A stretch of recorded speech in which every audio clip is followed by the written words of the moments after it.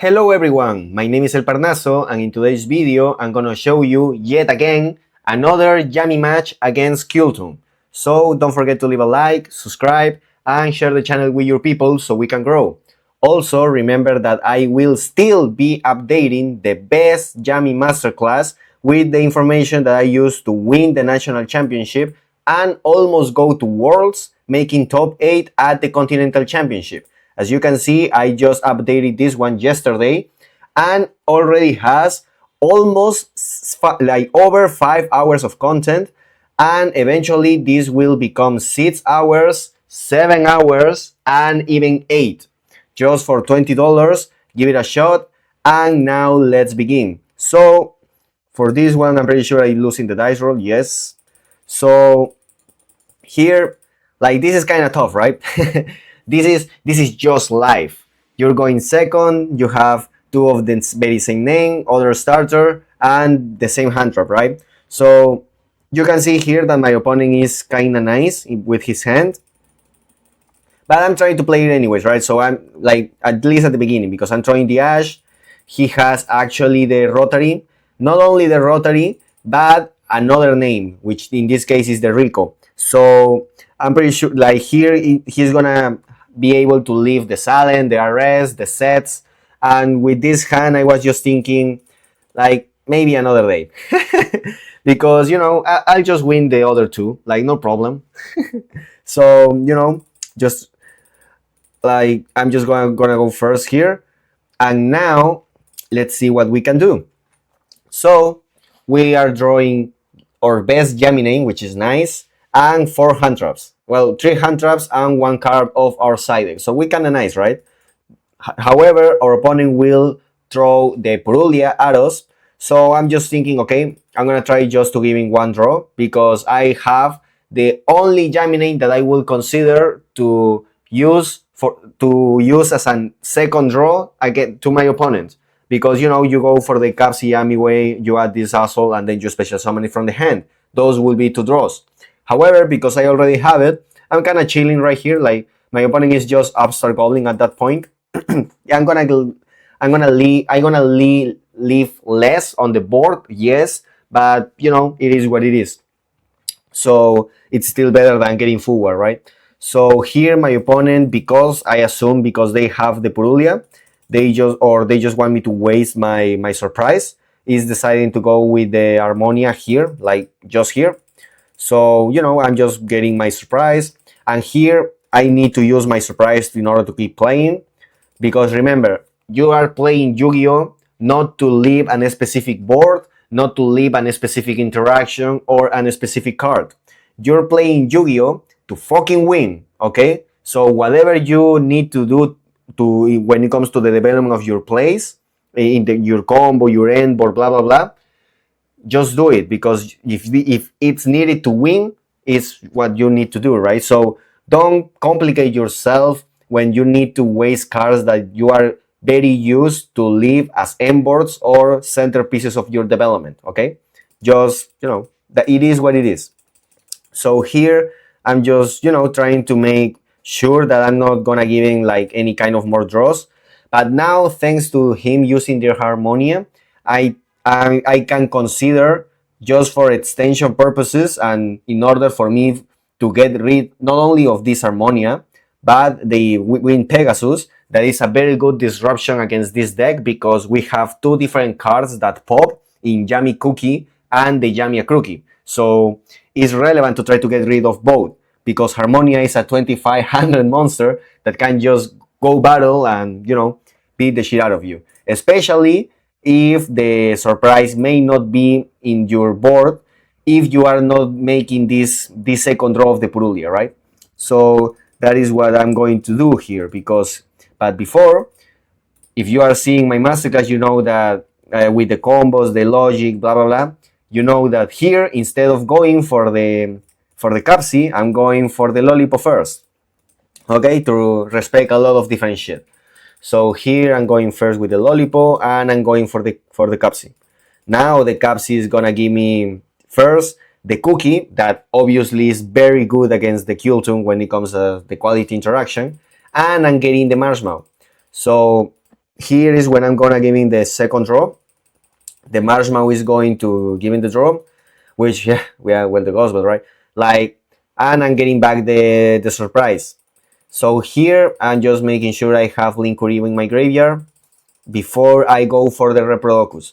Which is the whole reason why I make the Lollipop Synchro here, right? So here I am deciding to go for the Fiensmith line because again, you need to respect that there's a 2500 monster here and the Wind Pegasus in the graveyard. So I'm just going for the Fiensmith shit because at the end of the day, this Yami Surprise will become the synchro that will become all my Yami circulation, right? I am sacrificing two different ways of make the Yami circulation in order to get rid of the Harmonia and the Wind Pegasus. Because any of those two will get rid of one of my two different ways to circulate my Yami engine. So I rather left them with no monsters and without the Wind Pegasus to fuck me up than just making sure that I have a synchro on the board and my surprise. Okay? You remember, you play to win, not to activate a specific card. Okay? So I am just going for my Fiensmith shit here. Blah blah blah. I'm going with the sequence, and my sequence is getting Gospel because my opponent don't want any of my other shit. They don't want the Caesar. Blah blah blah. Right? So here I am still able to get rid of what I actually care about the most, which is getting rid of the Harmonia and the Wind Pegasus. Why? Because the engraver can still be equipped with the Requiem, and then engraver will send, not destroy, send the Harmonia, which is nice, right?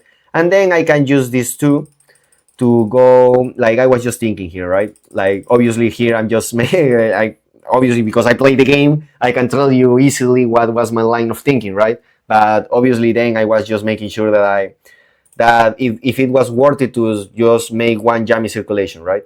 Because here I could have go for example, for the, how is it called, for the Camellia, and then I could have leave the third synchro to make all my circulation still, right? And have two different ways. However, the Wind Pegasus is still something that you need to respect because it can also fuck you up in your opponent's turn, right? So, and none of my other cards will interact with the possibility of Wind Pegasus being a disruption. I can't negate it in any way, shape, or form. So at that point, I decide because my opponent using the bell here in the sequence made me think also that they may have a second one for my surprise, right? So I was just consider all those factors. But at the end, the Wind Pegasus is something that you need to respect, especially because I already compromised the cookie in the graveyard instead of, for example, the lollipop or some shit. And you know, the cookie eventually will come too. So by just making the little knight, I am just getting rid of that problem forever. So the Wind Pegasus is gone. The Yami Surprise will be my way of making the Yami circulation. And I have to kind of protect me of any kind of weird shenanigans. The like evenly like lighting, all that shit. So I can just be kind of safer, right? Also, I am even bad, just consider like maybe even if I didn't have the solemn accusation, I think I will have still set in the push. Because yes, you can make the argument that, hey, Parnaso, but just use first the Little Knight and then you can activate the purge, right? So you can lose any of these effects. But what happens if my opponent started with Kewl with KTS, if they go with Overdrive, if they go with like whatever, right? Or the field spell, some shit like that. I think that for all those kind of situations, specifically against Kewl, I think that I will have set the Dominus Purge anyways, so just so I can make my SP more relevant. So here I am just passing. My opponent is drawing the Imperm. I am going with, because he is not activating anything in the draw phase, I am activating the surprise in the standby, so I can have my Yami circulation for whatever they will try to do, right? So he's going with Duelist Genesis, and thanks to Duelist Genesis being a bridge, I can take the luxury of putting the activating my synchro, right? So here I know that I have the lollipop in the graveyard.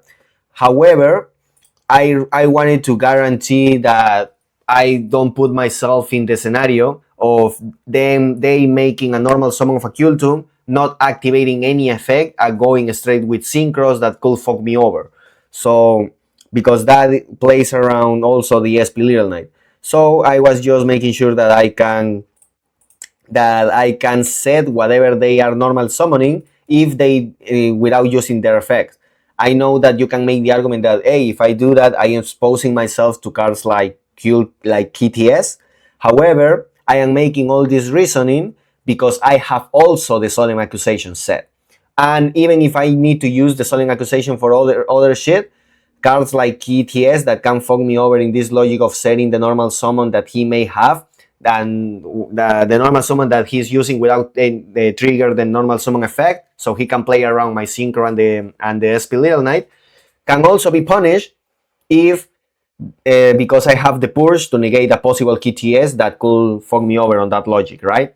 So remember, you are playing with all of your cards at the end of the day, and every single duel is unique and different. So, now I am making sure that I'm putting my shit together, like the Akruki and the assist. That is why I went also with the Marshmallow first instead of Capsi. You don't always need to get greedy about the idea of drawing a card, especially in this kind of situation when you already have a lot of interruptions. Like at that point, you are praying to not drawing a multiple Bell, a multiple Ogre, and specifically drawing like what? Ash Blossom? Like Dominus Purge is already here, so the hand traps that you have left in order to become that Copsy a disruption, like it's just Ash Blossom. Like that at that point you are praying too much, and I think it's unnecessary. Because at the end of the day you can draw later when you don't have the assist in the deck too. Now he's going with the Imperm, obviously in the SP because it wouldn't do shit against the Yami Snatchy. He's making normal summon and he's actually triggering the effect. And here I'm thinking what I need to do. So because of the cards that I have, I thought, okay, I'm gonna use the Ghost Ogre here. So I force him to make any kind of normals of extra summon. And whenever he does that extra summon, I can punish that by setting the card. And then it's basically over because any other kind of extender after this will fall under the Dominus Purge or the Solemn Accusation. That without considering that I also have a pop from the Akruki and a bounce from the Assist Yami, right? In that sense, Kewl and Yami are very alike.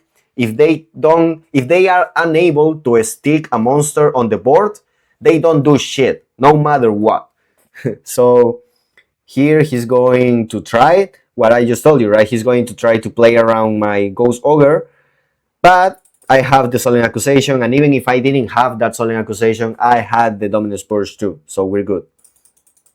And if I didn't have any of those two, I would have revived the Synchro with most likely the Marshmallow Yami. Or, well, if I didn't have that many disruptions, maybe I would have used the Capsi Yami. But it would have depended if I didn't have more hand traps in my hand, like the Ghostbed and the Ogre, right? It will depend always on the specific scenario with the specific cards that you have and expect, blah, blah, blah, So here we are going for single tree, which is going to be very interesting because remember that... Oh, shit. Because remember that in single one, I was kind of a same situation. I had only one hand trap available and my opponent drew a lot of engine, right? It's kind of the same single one and single three here, but there is a big difference here. Do you know what the difference is? Consistency. Kewl is maybe the second best consistent deck in the format, but Yami is the first one. And here is one of the best examples that you will have. My opponent literally drew 4 Kewl monsters, 3 with different names. And regardless of that, just one hand trap, literally one stupid hand trap, will make him leave a board that is the shits. Because he's going to normal the queue, I'm gonna imperm, and then what? Then what? You know why? Because the deck sucks when it comes to the expectations of consistency that people are trying to sell you. You know why? because without the level 1, without the Rotary, with with this whole Rotary dependence that this deck has, no matter, it doesn't matter that they drew 4 different engine monsters, 3 of them being different names, because none of those names is Kilton Rotary. That is fake consistency. What kind of bullshit is this? Why? How are we considered an invincible deck or a deck that you must play? One that is getting punished by 1 hand trap when you draw 4 cards of engine. Like, and it's very, very poetic here because both of us technically drew 4 engine cards and 1 hand trap. But even if in my hand I will have 2 cookies or 2 lollipops, they can interact and they can definitely go over 1 hand trap like Imperm. So, like, you feel me? Like, it's very stupid to even propose the idea that Kilton is more consistent. Like, look at this stupid shit. So, regardless of that, he kind of have something, right? Like, he has the Kilton remits and I don't have a way to negate it, so he can still do some shit. Like, for example, looking my top deck here is very funny because my opponent didn't use Kilton Rotary. He don't have the hand knowledge, therefore he don't know, and he can be 100% sure that the Marshmallow is going to be in my hand already. So because of that, he's deciding to put. He's deciding to. At the end of the day, he's deciding what this should be the decision. He's deciding to put the Luri in the Banish. However, because he don't know if I have the Marshmallow, he decided to put the Marshmallow in the bottom because of the pressure of Marshmallow, right? And special summon, he don't know anything else. So you can see just by this that, yeah, it's kind of awesome that Kilton Q can look at the top and the side and all that shit. But without Rotary in circulation, that effect sucks. Like, in the grand scheme of things. For things like this, the decision of putting what you're going to put in the banish pile and what you're going to put in the bottom or the top is very dependent of Rotary already looking in your hand, so this disruption can actually be at its maximum potential. And when they don't have that Rotary in circulation, this effect sucks in comparison to when you already have it, as you can see. And now, thanks to them doing that shit, my draw is Lacrima. And that is going to be very powerful. Because yes, you can make the argument of, oh, you draw a bunch of normal summons, right? With the difference that my deck is a lot more consistent than this shit. You know why? Because even in this scenario, I have a lot of different ways to play and push, as you are going to see. So here, he's using the effect in the standby, just so he can have his shit. He's recovering that one, blah, blah, blah. And now he's deciding to go, obviously, for the Rico, right? You can make the argument like, yeah, he's going for the Rico here. So let me see. Okay, so now a lot of people will tell you that Kilton RS is an FTK against Yami. That's bullshit. I already made videos talking about it. You can even dig that up in the masterclass, because obviously I have a section focused on the Kiltons that you can see, and there's a lot of theory behind it about the quality of the cards and why we play in the ratios that we want, going first, going second, blah, blah, blah. Okay, so here I'm going with the Marshmallow, obviously. So I'm just trying to push for him to make any kind of mistake to make this even easier. And here I'm going with the Snatchy first. Now, he's obsessed with using Harmonia at the beginning, at any point, right? I don't know.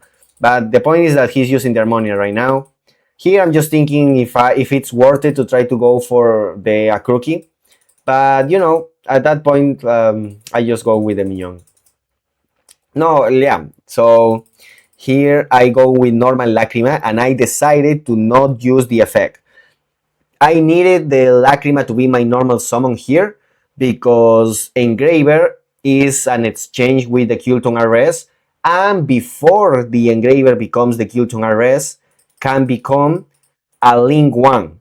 A Link 1 that has a quick effect to tribute itself, which means that the Kilton Arrest will never be able to negate the Requiem to special summon the Engraver. He can negate the Engraver, yes, but as long as this Requiem is here, he can't do shit, right? And at summon, obviously, he's not going to, oh, you special summon the Requiem, I'm gonna activate the effect, right?